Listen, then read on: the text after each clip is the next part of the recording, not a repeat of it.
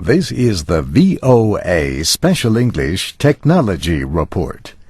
A labor group has begun investigating working conditions at the Chinese factories where many Apple products are made.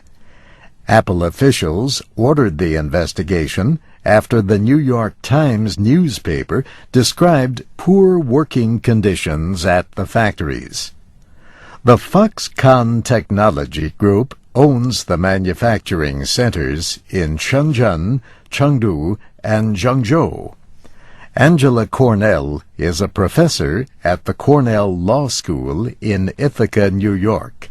She says many issues were raised last year after a number of suicides at the Foxconn factories.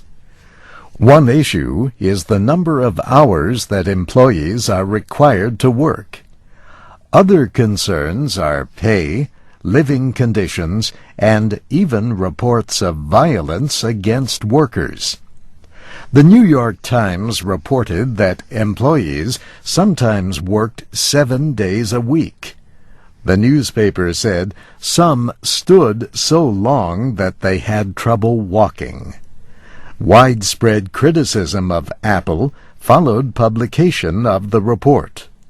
Mark Shields organized a campaign calling for better working conditions. Workers' lives are really hard and really severe, and there's terrible stories about people losing the use of their hands because of horrible repetitive motion injuries and suicide rates that are so high that they've got to hang nets up the sides of the buildings to prevent workers from killing themselves. Professor Cornell says the conditions at the Foxconn factories had to have been really bad. Just imagine how dire the working conditions would have had to be for those workers to sacrifice their lives. Professor Cornell says even Apple's own reports noted issues at some of its factories. These included involuntary labor and underage labor.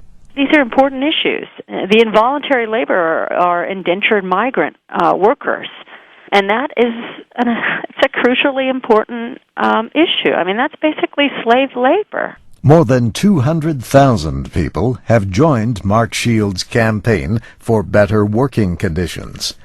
The American admits he loves his Apple products, but he says he wants them to be made without human suffering. The company announced last week it had asked the Fair Labor Association to investigate the conditions at its Foxconn factories. The FLA was established in 1999 to investigate working conditions around the world. Apple joined the not-for-profit group earlier this year. Last Friday, the Times reported that the president of the FLA has begun praising the factories, but the group's second-in-command suggested delaying judgment until a report on the investigation is finished. Also on Friday, Foxconn said it was raising the pay of its workers in China. It was the company's third pay raise since 2010. And that's the VOA Special English Technology Report, written by June Sims. I'm Steve Ember.